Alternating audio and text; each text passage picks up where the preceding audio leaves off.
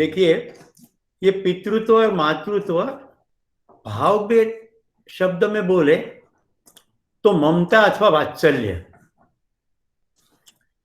पितृत्व gender bias शब्द है, मातृत्व जेंडर के साथ जुड़ा है, लेकिन ममता और वात्सल्य भाव है, उसका जेंडर के साथ कोई लेना देना नहीं। पूरे गुजरात को सबसे अच्छा शिक्षक जो मिला है उसका नाम है गीजूभाई बधेका, और इसके लिए शब्द प्रयोग है मुछाली माँ। मैं एसजीवीपी में सेवा देता था, वहां एक स्वामी जी है, उसका नाम है बालकृष्ण दास जी। आज भी लोग प्यार से इनको कहते हैं कि पूरी सत्संग की माँ। मुझे बिल्कुल याद है, मेरी फेवरेट स्वीट है पोंक में से बनी हुई, सौराष्ट्र में ये बनती है, गेहूं के पोंक में से बनती है, जादरियू। तो हम लोग कहीं जा रहे थे, चालू कार में कोई ड्राइवर ड्राइव कर रहा था, स्वामी जी मेरे साथ बैठे थे, धीरे से डिब्बा खोल के उसमें से उठा के सीधा मेरे मुंह में दिया। और ऐसा मेरा ही नहीं, बहुत सारे लोगों का अनुभव रहा। तो मातृत्व का शरीर के साथ कोई लेना देना नहीं है, ये एक भाव है, और ये भाव की निरंतरता है। पर जब प्रकट होता है भाव, बहने लगता है, उस भाव का नाम है इमोशन। और अल्प बहन, इमोशन का बहना केवल भाव के साथ नहीं है, इमोशन का बहना भ्रम के साथ भी है।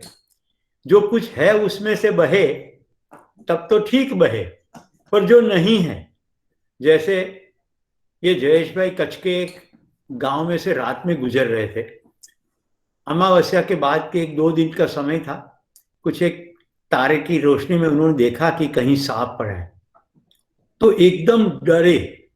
पर चंद्रेश साथ में था, उन्होंने कहा सांप नहीं है जयेश भाई, ये तो टूटा हुआ टायर का टुकड़ा है। चंद्रेश ट्रैकर है, माउंटेनर है, तो उसकी तो तुरंत ध्यान पहुंच गया। जयेश भाई पहली बार ऐसी स्थिति में थे। तो एक के लिए भाव, दूसरे के लिए भ्रम। समझ में आ रहा है? अपने अंदर अंडरस्टैंडिंग हो, समझदारी हो, तो फिर जो बहेगा वो है भाव, क्योंकि वो बहने वाला तो शब्द प्रयोगी, वो तो स्थिर है ही। देखिए, मेरा बेटा अभी यहाँ है नहीं, राइट, वो पढ़ने के लिए दूसरे शहर में है और दुनिया के दूसरे कोने में है। क्या उससे मेरा वात्सल्य का भाव मर जाता है? ना, वो निरंतर रहता है, राइट। भाव निरंतर रहता है। प्रेक्षा बहन, तुम्हारे भाई के प्रति तुम्हारा भाव निरंतर है और तुम्हें उसको बहने देना है।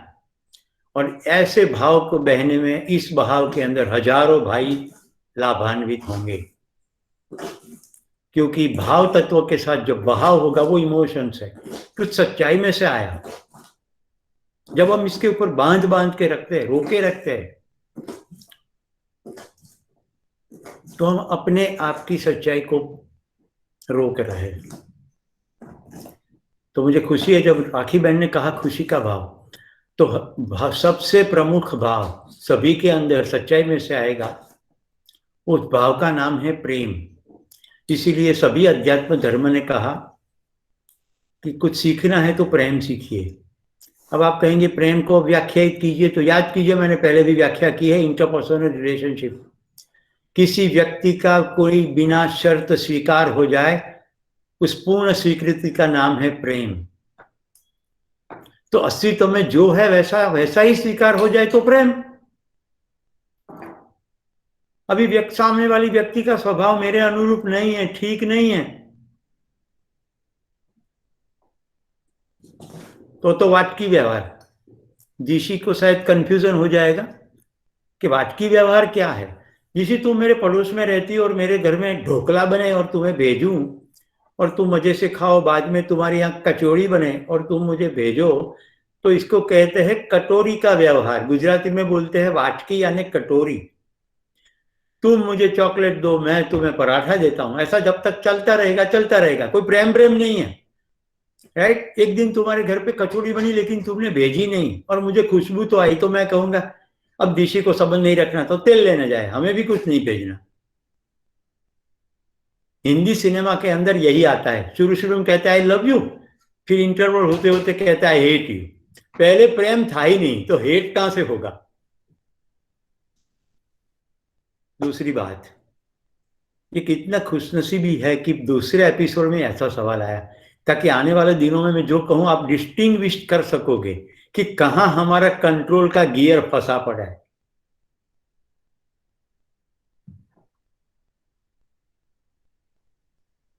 पहले क्या कंफ्यूजन था कि ये प्रेम कर रहे हैं, सच्चाई क्या थी, वहां कुछ बना, पड़ोस में रहते हैं तो भेजा, अच्छे रिलेशनशिप से इसीलिए भेजा, आप पसंदीदा व्यक्ति थे इसलिए भेजा। तो liking is different than loving. Like तो हो सकता है, राइट, ये जयेश भाई ना हंसे तो भी मुझे पसंद है, पर पसंदगी का प्रेम में ट्रांसफॉर्मेशन कब हो जाएगा कि वो गुस्सा भी करे, मुझे गाली भी दे, तो भी जयेश भाई जैसे है वैसे मैं स्वीकार करूं, तब मैं कह सकूंगा कि जयेश भाई मैं तुम्हें प्यार करता हूं। फिर बोलने में तो कहते हैं करता हूं, लेकिन सच्ची बात क्या है बताऊं, मैं प्यार में हूं, अथवा प्यार मुझ में आविर्भूत हुआ है, इसीलिए प्यार करना नहीं संभव। प्यार एक स्थिति है, भाव एक स्थिति है, भाव यानी होना, एक स्थिति का होना, वो आपके अंदर स्थिर है। अब आप कहेंगे कैसे स्थिर है, एक बार हो गया तो फिर परमानेंट है। अब एक मोटा सा उदाहरण देता हूं, आप गुरुत्वाकर्षण के नियम को जानते हो, राइट, आप स्कूल में गए हो कि ना गए हो, इसको गुरुत्वाकर्षण बोलते, ऐसा मालूम हो कि ना हो, न्यूटन नामक कोई वैज्ञानिक था या आसमान से गिरी कोई उल्का का नाम था या क्या है वो भी मालूम ना हो, पर आप केले के छिलके पर पांव तो नहीं रखोगे, आप अपनी छत पर से जंप तो नहीं लगाओगे, ये तो निरंतर आपके अंदर है ही। अभिव्यक्ति करो या ना करो, वो आपके अंदर निरंतर पड़ा रहता है। कितनों को समझ में आ रहा है? तो आपको ये भी समझ में आ जाएगा, अगर एक बार आपके अंदर प्यार का प्रगटीकरण हो गया तो फिर आप किसी को घृणा नहीं कर सकते, ईर्ष्या नहीं कर सकते, द्वेष नहीं कर सकते, हेट करने का तो सवाल ही नहीं है। आप नाराज हो सकते हैं, निराश हो सकते हैं, दुखी हो सकते हैं, मायूस हो सकते हैं, पर धिक्कार नहीं सकते, क्योंकि जिस कमरे में एक बार उजाला हो गया फिर अंधेरा टिक नहीं सकता। एक बार अस्तित्व में होने की सच्चाई का स्पर्श हो गया, एक ही बार होना है, ये किसी व्यक्ति के साथ के संबंध में प्रकटित हो जाए,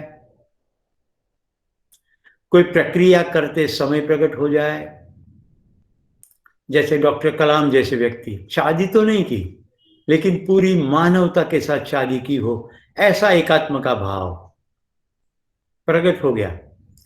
वैज्ञानिक है ना,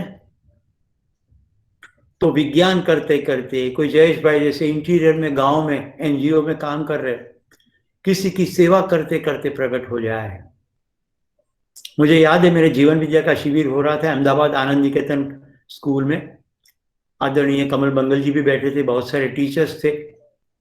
उसमें एक टीचर ने बताया कि मेरे पति को कुछ जुगुप्सा होती थी, लेकिन मेरे ससुर को सुबह में टॉयलेट नहीं होता था, वो बेड रिडन थे, मैं स्वयं एनस यानी गुदा में से उंगली डाल के उसके मल को डेली निकालती थी, और ऐसा करने में मुझे कभी भी जुगुप्सा नहीं होती थी, क्योंकि मैंने उसको हमेशा से पिता की तरफ से ही देखा, और जब से शादी करके आई उन्होंने मुझे पिता जैसा ही प्यार दिया।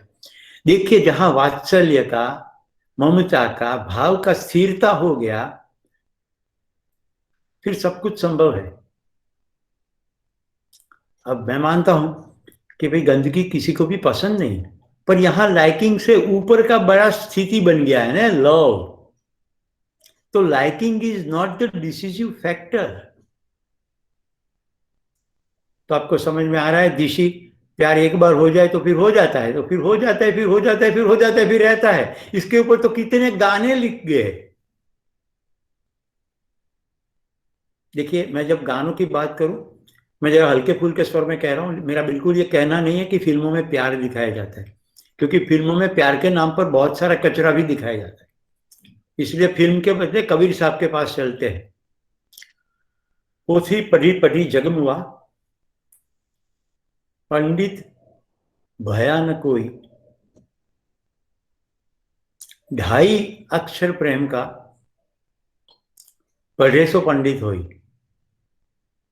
जीवन विद्या के मेरे शिक्षक के पास में बैठा था, वो मानवीय मूल्यों को समझा रहे थे, परम आदरणीय नागराज जी। तो मेरा प्रश्न था कि जब आपको पूरे अस्तित्व का ज्ञान हो गया तो सबसे पहले कौन सा भाव प्रकट होता हुआ आपने देखा? उन्होंने कहा कृतज्ञता, ग्रेटिट्यूड। और मैं पूरा रोमांचित हो गया, क्योंकि मैंने बुद्धिज्म का स्टडी किया था। भगवान बुद्ध को जब ज्ञान प्राप्त हुआ तो उन्होंने धरती को हाथ लगाया और कहा कि मेरे तेरे पर बैठे बैठे ये ज्ञान प्राप्त हुआ है, मैं धरती तेरे प्रति कृतज्ञ हूं, थैंक यू। हमारे भारतवर्ष में किसी ऋषि के मुंह में से निकल पड़ा, सुबह उठते ही बिस्तर पे से पांव रखते ही जैसे जमीन पर पांव पड़ा, समुद्र वसने देवी पर्वतस्तन मंडले विष्णुपत्ति नमस्तुभ्यम पादक स्पर्श क्षमस्व में।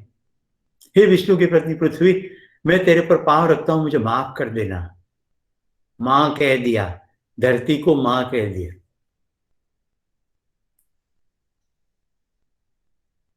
कितनों को ये सुन के एक different kind of satisfaction, content, तृप्ति का एहसास होता है।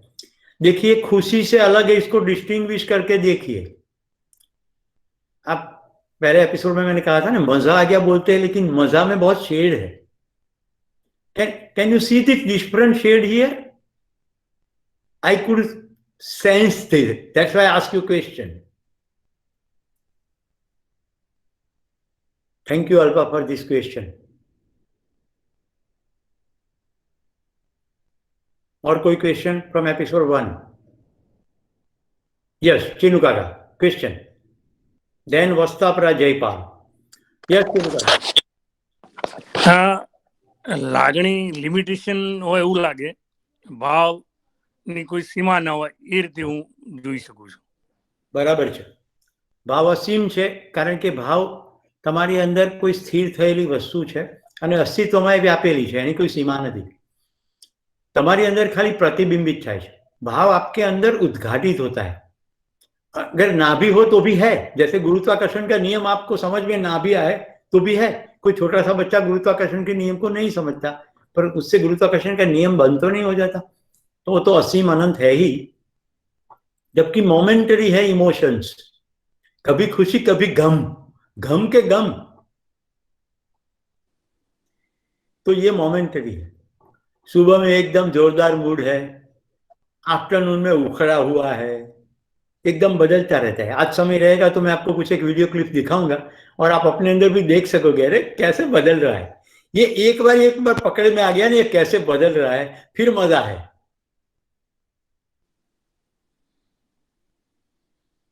देखिए, डेनियल गोल्डमैन ने इमोशनल इंटेलिजेंस पर बहुत काम किया, पर उनका पूरा का पूरा काम बिल्कुल मेडिकल डॉक्टर जैसा काम है। फिर ब्रेन के अंदर एमिगडाला है, राइट, रेप्टिलियन ब्रेन का स्ट्रक्चर है। फिर उत्क्रांति में और ब्रेन का डेवलपमेंट हुआ, तो neo reptilian brain, then mammalian brain, हम सस्तन प्राणी के जैसा शरीर रखते हैं, तो ब्रेन का ग्रोथ होता गया। तो एमिगडाला में क्या है, नियो कॉर्टेक्स में क्या है, लिम्बिक सिस्टम कैसे इंपैक्ट करती है, इतने मेडिकल टर्म्स है। पर महत्वपूर्ण चीज है कि जहां हमें कंट्रोल करना है वहां हमें मेडिकल टर्म एक भी जानने की जरूरत नहीं है। जैसे सुनील भाई खिचड़ी पका रहे थे, उनको कोई वेपर का नियम नहीं मालूम, उनकी धर्मपत्नी ने कहा कि 3 विसल बजे तो स्टोव ऑफ कर देना, और मिलोनी आकर पूछती है कि आपने स्टोव क्यों ऑफ किया, ये कौन सी फ्लेम निकलती है, कौन सा गैस हमारे सिलेंडर में से बाहर आता है, ये सब जाने बिना, और कुकर के अंदर कितना किलो प्रेशर क्रिएट होता है, ये सब जाने बिना तुमने स्टोव बंद कैसे कर दिया। तो सुनील भाई कहते हैं कि खिचड़ी पकाने की प्रक्रिया में कुकर को नियंत्रित करने के लिए ये सब एनाटॉमी जानने की जरूरत नहीं है। तो मैंने अभी से आपको रेफरेंस कर दिया। ये पूरा एपिसोड समाप्त हो जाए और आप में से किसी को लगे तो डैनियल गोलमैन का इमोशनल इंटेलिजेंस, फिर इमोशनल कोशंट, और उसमें बहुत सारे साइकोलॉजिस्ट डॉक्टर्स के नाम है। मैं तो हमेशा क्यूरियस रहा क्योंकि मुझे तो डॉक्टर बनना था। अब एक मार्क कम आया तो इंजीनियर बन गया, पर रस कहाँ जाता है? रस तो है ही, तो आज भी है। तो मैंने तो वो पढ़ा और मुझे मजा भी आया, पर मुझे साथ साथ ये भी समझ में आया कि आम इंसान के लिए ये बहुत भारी है। नेक्स्ट क्वेश्चन के लिए हाथ ऊपर था जयपाल का, बीच में राखी बहन कुछ पूछ रही है, बोलो। सर मेरा तो क्वेश्चन ही है, अगर जयपाल के बाद में हो सकता है तो आप सर टाइम बोलो। अब ये कौन सी इमोशन है जो राखी बहन के अंदर आई? कंपैशन। कंपैशन का एक शेड है, किसी के राइट को नहीं डुबाना। इसको जैनिज्म में और हिंदुइज्म में कहते हैं अस्तेय, किसी के हक को नहीं डुबाना। आइए जयपाल। सर मैं ध्यान कर रहा हूँ, लेकिन जो परिस्थिति से हमारे अंदर जो हो रहा है उस इमोशन को मैं जान नहीं सकता, तो कैसे जान सके? पहले तो ध्यान करने वाली बात नहीं है, ध्यान तो केवल होता है। आप जो कर रहे हो इसको धारणा कहते हैं, एकाग्रता कहते हैं, फोकस कहते हैं। आज संसार भर में जितनी भी ध्यान की दुकानें और ध्यान के आश्रम और ध्यान के केंद्र चल रहे हैं, वो बेसिकली सिखाते हैं धारणा। पर बोलचाल की भाषा में ध्यान शब्द बोले तो मुझे कोई आपत्ति भी नहीं है, लेकिन क्योंकि तुमने बोला है तो मैं तुम्हें बता दूं। अपनी जाती आती सांस को देखो, धीरे धीरे देखते देखते तुम मन को देखने लगोगे। और ऐसी प्रक्रिया में जाने से पहले विपश्यना जैसे मोस्ट साइंटिफिक ध्यान शिविर में एक बार चले जाओ। एक बार ये चले जाने के बाद स्पष्टता हो जाएगी। तब तक केवल ध्यान दो, करो नहीं। जैसे कल आपका ध्यान के एपिसोड में आप गिल फिल्म के गाने को सुनना है, केवल गाने पर ही ध्यान, एक एक शब्द पर ध्यान। तो ऐसे ध्यान देने की बात को कहते हैं एकाग्रता। वो एकाग्रता जब स्वयं के प्रति चली जाएगी, अभी तो हमारी एकाग्रता बिखरी पड़ी है ना, हम तो कहाँ कहाँ एकाग्र होते हैं, और वो भी बहुत थोड़े समय के लिए एकाग्र होते हैं। जैसे खाना खा रहे तो खाने के लिए एकाग्र है, वो भी बहुत बहुत कम समय, 1 मिनट 2 मिनट। जीभ के ऊपर तो थोड़ा टच होता है, बाकी तो फटाक से गले से नीचे उतर जाता है। इसलिए कहते हैं कि 32 बार चबाने की हैबिट डालने से खुराक की मात्रा कम हो जाती है। मैंने अपने स्वयं के अंदर देखा है, कम खुराक खाने से भी ऊर्जा बनी रहती है अगर ध्यान देकर खाया जाए। क्योंकि ट्रैकिंग के दौरान जब मैं पब्लिक में खाना खाता हूं तो कई लोग मुझे आज तक बोल चुके हैं, बस इतना ही खाना। तो मैं जवाब में कहता हूं कि कितना खाना है वो इंपॉर्टेंट है, कितना पचाना इंपॉर्टेंट है। आप 6 रोटी खाओ, 1 रोटी पचाओ, और 5 रोटी को दूसरे दिन बाहर फेंकने के लिए सुबह में कायम चूर्ण खाने के बाद जोर लगाओ, तो क्या फायदा? एनर्जी तो वेस्ट हो गया।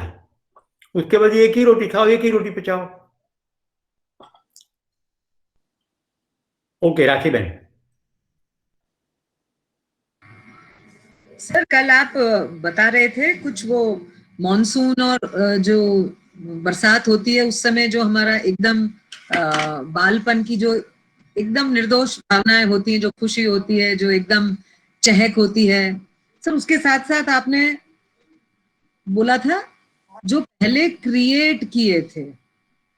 सर वो मतलब कल से ही मुझे हॉन्ट कर रहा है, वो बहुत डीप में जाना चाहती हूँ इसके ऊपर कि मैं खुद बार बार सोचा और लगा कि जो आज से पहले तक की या जो ये सेशन चालू किया उससे पहले तक की जो भावनाएं थी वो बहुत सारी इग्नोरेंस में हमने कैप्चर की है अंदर, और उसमें सचमुच हमारा मतलब जो कहते हैं रिएक्शंस, उससे लिपटा हुआ भाव बहुत ज्यादा है रादर देन उसको ऑब्जर्व करके जो मैं देख रही हूँ कि भाई मुझे अब नाराजगी हो रही है, ऐसे भाव वाला नहीं था फैक्टर कभी भी इससे पहले वाले में।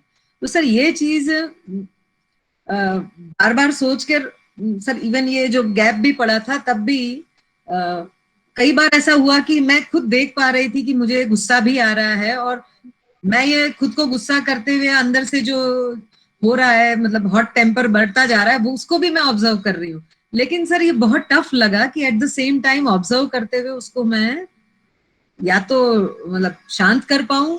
वो काफी लंबा चला, उसको थ्रू आउट उसमें मैं रही एज अ विटनेस, पर मैं दोनों जगह थी, मतलब मैं गुस्सा भी हो रही थी और मैं ऑब्जर्व भी कर रही थी एट द सेम टाइम। तो ओके, बताता हूँ। ये प्रक्रिया कैसी प्रक्रिया है? हमारी सालों सालों की हैबिट्स कुछ एक बनी।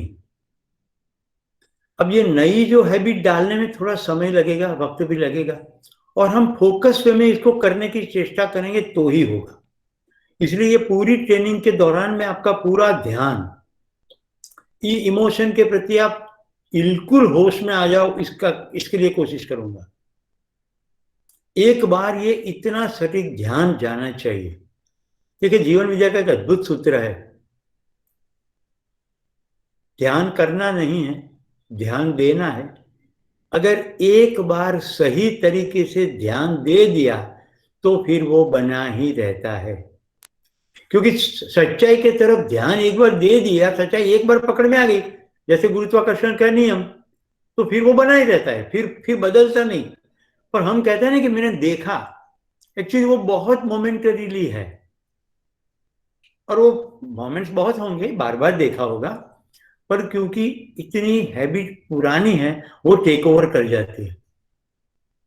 तो मैं मेरे स्वयं की बात बताऊं, 3 बहनों के बीच में एक भाई, तो आप समझ सकते हो कि कितना लाड़ प्यार से बड़ा होना हुआ होगा।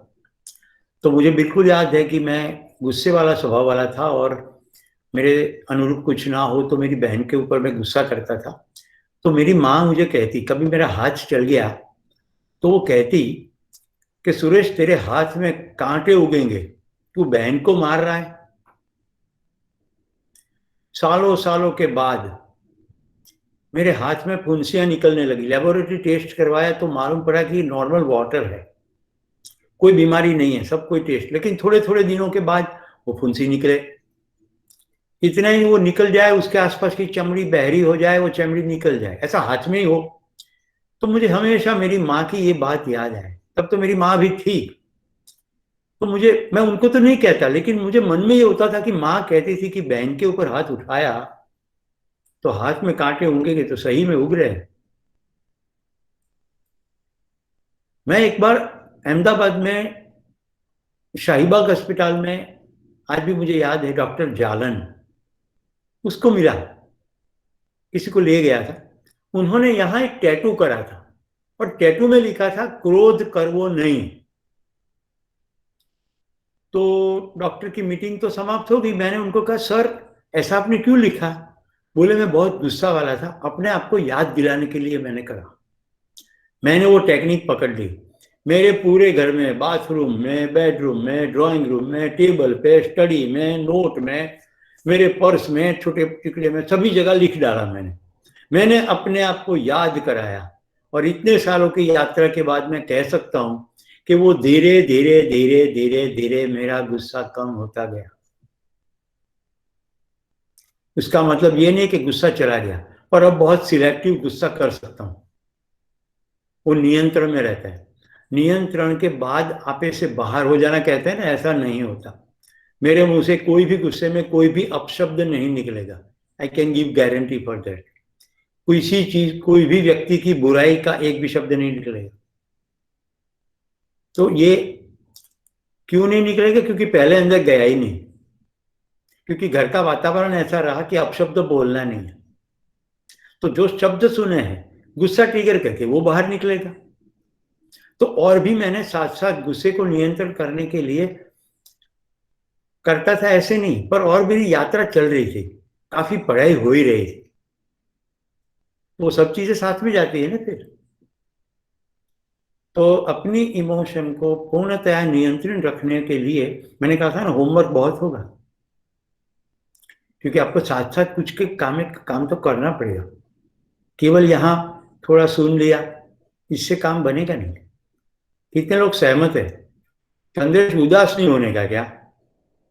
उदास नहीं होना, मुझे भानु विजय जी महाराज याद आ गए। पाटन सागोड़ी आश्रम, वो कहते वैसे साधु से दूर रहना जो मुस्कुराते ना हो, क्योंकि उनको कोई ना तो ब्रह्म मालूम ना धर्म मालूम, कुछ नहीं मालूम। वो केवल रट्टा लगा के कुछ बोलना जानते हैं। उनको अस्तित्व की सच्चाई दिख गई होगी तो प्रसन्न हो जाएंगे, क्योंकि पूरा खेल चल रहा है। यहाँ प्रीवियस एपिसोड में मैंने सनराइज और सनसेट देखने को कहा था, कितनी खुशी आप लोगों ने शेयर की थी। केवल अस्तित्व की एक सच्चाई, और पूरे दिन देखे तो हमारे बगीचे में कितने बर्ड्स आते हैं। मैं डेली सुबह चलने जाता हूँ तो मैंने कुछ एक तस्वीरें ली है। कुत्ता भी बैठा है और आसपास पीजन कबूतर आराम से खा रहे, राइट। एक समय था कुत्ते झपट पड़ते थे और कबूतर को खा जाते थे। आज ऐसा क्यों नहीं हो रहा है? मुझे पूरा साइंस मालूम है, आज अभी यहाँ जवाब देने का समय नहीं।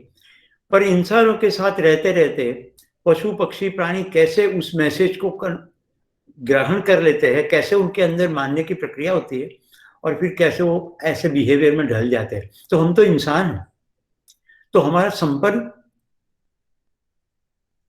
संबंध किसके साथ है? हमारा संपर्क और हमारा संबंध किसके साथ है? हमारा कर्तव्य और हमारा दायित्व का दायरा क्या है? 4 शब्द बोला हूं। ट्रेन में जयेश भाई जा रहे हैं, कुछ बूढ़ी अम्मा को देख करके वो खड़े हो गए और जयेश भाई ने जगह दे दी। इसको कहते हैं संपर्क में हुआ कर्तव्य। पर जयेश भाई की खुद की मम्मी को ट्रैवल करना है तो वो घर से IRCTC में बुकिंग करते हैं, सीट रिजर्व करते हैं। इसको कहते हैं संबंध के अंदर दायित्व। समझ में आया? संबंध में जिम्मेदारी है, संपर्क में जिम्मेदारी नहीं है। ट्रेन में सभी की सीट रिजर्व करना थोड़ी आपकी जिम्मेदारी है।